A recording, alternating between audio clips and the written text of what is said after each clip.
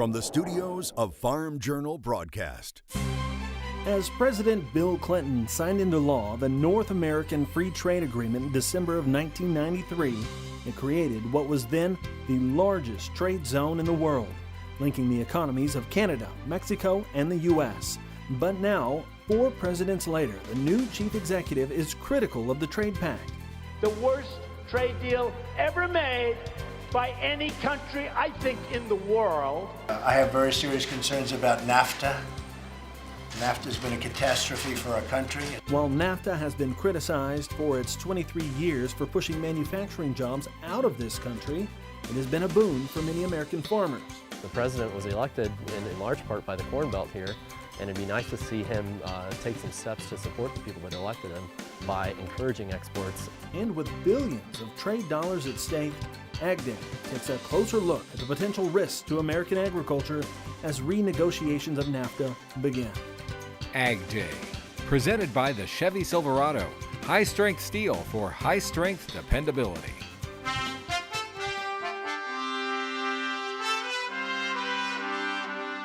Hello and welcome to this special edition of AgDay. I'm Clinton Griffiths. Today, I'm south of the border in Mexico as negotiations kick off on the North American Free Trade Agreement. And to that end, we're taking a closer look at what's at stake for American agriculture.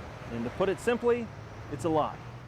As the invited guests of the U.S. Grains Council in Mexico, we heard how renegotiations are already altering trade. Are you waiting to decide on October? Yes, usually by now we have our grain purchases all the way through December. But as negotiations start, we're just waiting to see what each government's position is going to be in relationship to the agreement, specifically as it pertains to agriculture.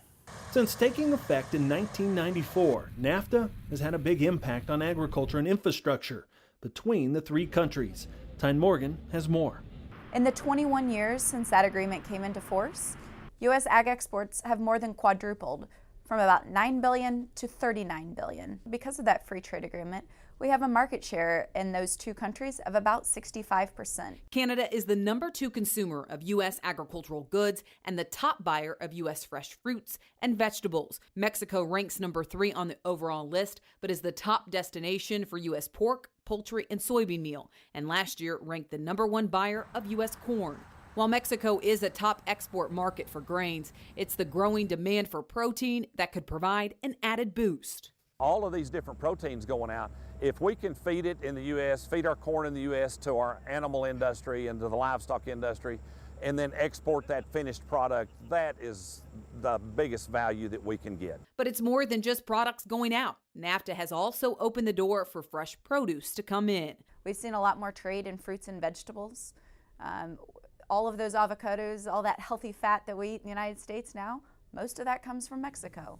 But for groups like rice producers, it's NAFTA that has room for improvement. All we're looking for is a fair deal.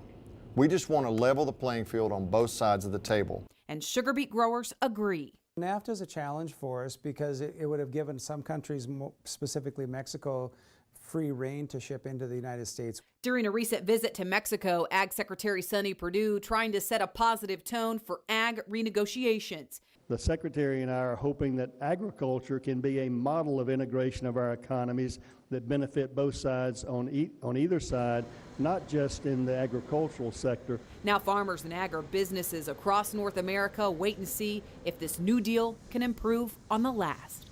Reporting for AgDay, I'm Tyne Morgan. It's easy to talk about the impact of trade, but it's better to show you. And for that, we go north of Corpus Christi in Texas. Grain harvest in South Texas may be over, but product is still rolling. My sorghum is just pretty much gone.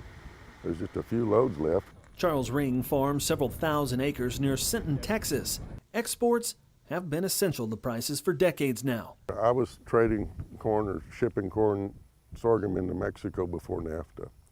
And I remember having to wait until February of the following year to ship anything into Mexico because their tariff was on. Once NAFTA kicked in and fully took effect, that changed. When NAFTA came along, then all that evened out. so we could trade corn openly all year long. And it's one reason he's following renegotiations closely. You know, it can't be one-sided. And I don't think NAFTA was, as far as agriculture is concerned. Now, there's other industries that may have been hurt. We just don't want agriculture to be the pawn in all of this. We want to make sure that our products are openly traded and easily accessible to the Mexican market. Because we do have a good relationship with Mexico, and they come into this area and have been involved in some country elevator operations, and that's been good competition and keeps all the natives honest. Some of that competition comes from a Mexican company called Chapa Quiroga. It owns multiple U.S. elevators, including this one in Progreso, Texas, employs about 300 people, and has invested $6 to $7 million in infrastructure in the last few years. It's now shipping roughly 500,000 metric tons of grain in 2016. And the company we created in Texas won't be worth all of that investment, all of that infrastructure.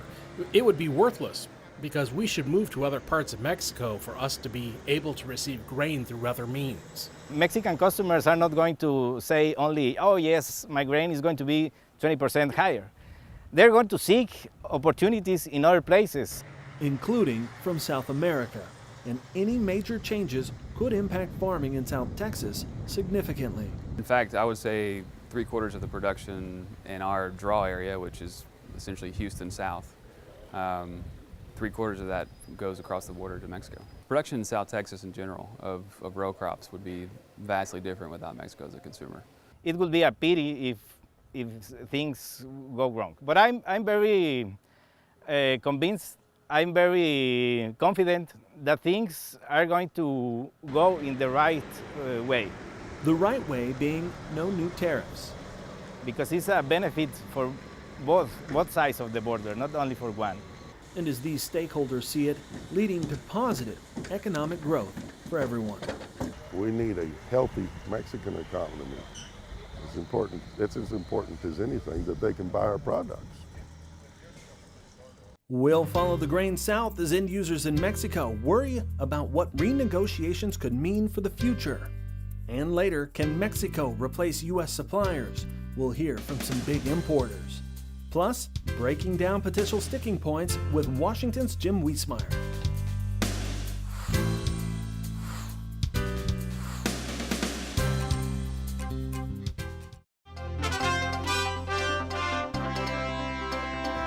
Welcome back to Ag Day. You know, after American farmers harvest and sell their product, much of it ends up right here in Mexico. And for the buyers and end users here, NAFTA has become an important part of every transaction. Whether it's loaded and driven or rolls out by rail, U.S. grains are pouring out of our country, headed for end users in Mexico. We use raw material, corn, sorghum, wheat, fiber like cottonseed hulls to make feed for livestock. This family-run feed mill says NAFTA helped make that grain and in turn their feed competitive, and they'd like to buy more. We have a plan to do that for us to grow in 2018, but we're waiting to see what happens with NAFTA before making the investment. A multi-million-dollar decision now putting their business and futures on hold. My children, they've already started a different business, completely different to my business, so they won't have to depend on Mexican policies or American policies. About an hour away, tucked into the hillsides near Sabinas Hidalgo, is the Rancho La Jolla feedlot, where owner Martin Gonzalez also hopes one day to share his business with family. I mean, the biggest part of this was my parents' work, my parents' job. It was discipline, it was their hard work, and there is continuity to that. And that's something that I want to convey to my children and to my grandchildren. Since starting with 180 calves 30 years ago, the operation has grown steadily. Today, it's feeding roughly 3,000 tons of corn a month to 20,000 head of cattle. Mexico has the potential to continue growing, and we're fortunate in that we're right next to the #1 grain-producing country.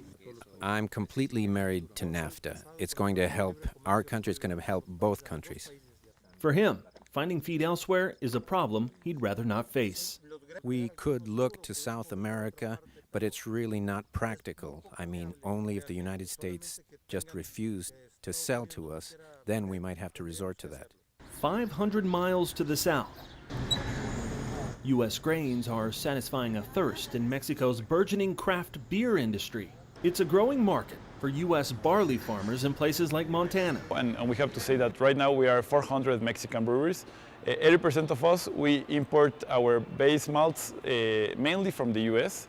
Free trade between neighbors is helping steep the industry here, but if something changes in between the NAFTA relationship in between Mexico and the U.S., of course, the boom of craft beers in Mexico can be damaged a little bit.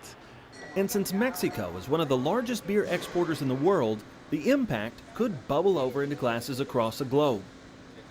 We have to really push our lawmakers in both sides of the border, Mexico and the U.S., to make it fair, to make it sustainable in terms of economic development for both countries. One product, 2 countries, and 3 Mexican businesses, now cautiously waiting to see if their future will include more or less American grain. Still to come, we'll head back north of the border for a look at challenges between U.S. and our Canadian counterparts.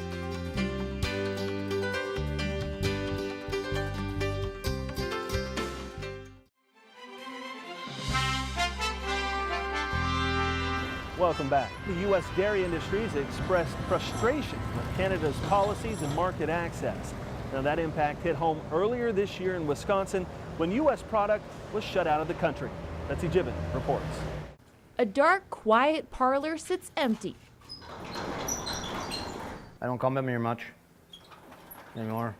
Quite unusual for a dairy, but that's the case for Quality Acres in Jefferson, Wisconsin. You know, you get a letter and it can change your life in a second. Back in April, Grassland Dairy Products notified its producers it would not accept any more milk by the end of the month. Majority of dairies found a new home, while the koalas decided to sell. It's hard. I miss the cows. The 2 who grew their family business to 150 milk cows and 80 young stock forced to sell out. Short notice and limited answers to find a new processor fast. Everybody said they were full. They are keeping their own calves and younger stock. However, Koala received a last-minute offer, one they could not take. We wouldn't have probably even been getting $14 a hundred. Grassland Dairy Products had said all along they had to drop producers earlier this spring due to Canada's policy on ultra-filtered milk. The FDA just changed its domestic policy on ultra-filtered milk so it can be used more in the United States. But Canada has not changed its policy. In July, Canada announced they were going to increase the quota in 5 of the biggest provinces. You know, by increasing the milk supply, there's even less of an incentive to work with us on increasing our market access. Turning a topic as intangible as trade into real life for these lifelong producers. Reporting in Jefferson, Wisconsin, I'm Betsy Gibbon. All right, thanks, Betsy. When AgDay continues, dairy policy isn't the only sticky issue. Jim Wiesmeyer explains what may be a bigger problem for negotiators, but first, major Mexican importers discuss supply uncertainty and sources from South America. Are you a game changer? Know someone who is? Chevron is searching for those people that have made an impact on the industry. Share your nominee at chevrondello.com/gamechangers. Dello, let's go further.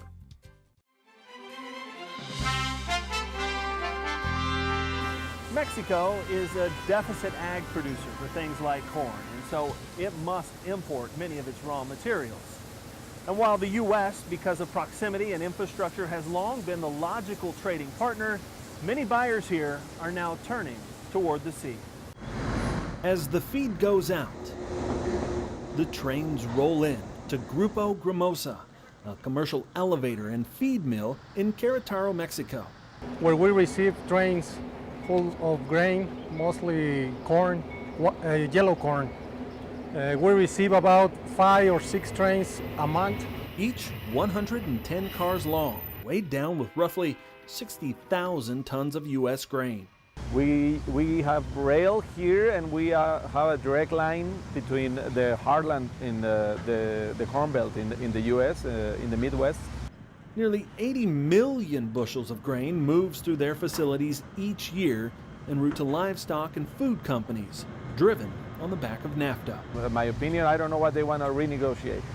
U.S. is feeling that we are getting all the advantage, and I don't think so, because now you're able to export something that you were not able to export on that quantities before NAFTA, no? At the beginning, when we started to hear it could be renegotiated, we felt offended because we are partners since these many years before, and now why things needs to be changed. But we've been pushed to look for new origins, to import grains. This year we've seen more interest from Brazil. Welcome to the Port of Progreso, one of the many Mexican ports seeing fresh investment in recent years. We see the government of Mexico making a continuous investment to expand the scope and size of their ports, which will continue to lower transportation costs. Is it possible to replace the U.S.?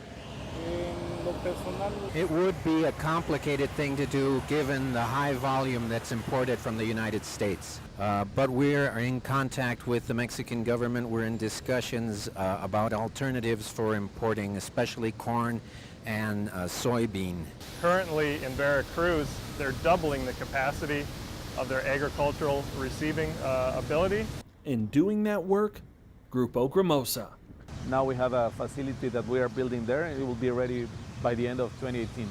And I think, don't get me wrong, I'm expecting not to be rude, but American farmers maybe are more nervous than us, because that volume will be replaced from other origins. A lot of volume will change the origin. A trend that may already be underway, even as NAFTA negotiations begin. No podemos olvidar que nosotros dependemos. We realize that we depend on grain from the United States, but we have to start looking at the possibility of importing from South America in case the agreement falls apart. In the end, we hope that common sense will prevail and that our trade relations will go on for a very long time. Free trade traps. Jim Wiesmeyer explains a major sticking point when we return.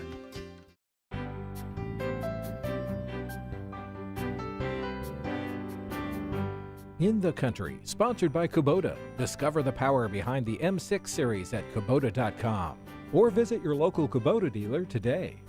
Stakeholders here at the Port of Progreso and other entry points into Mexico are waiting and watching as negotiators work through a major trade agreement, trying to see how their lives will be impacted by the deals cut in their name.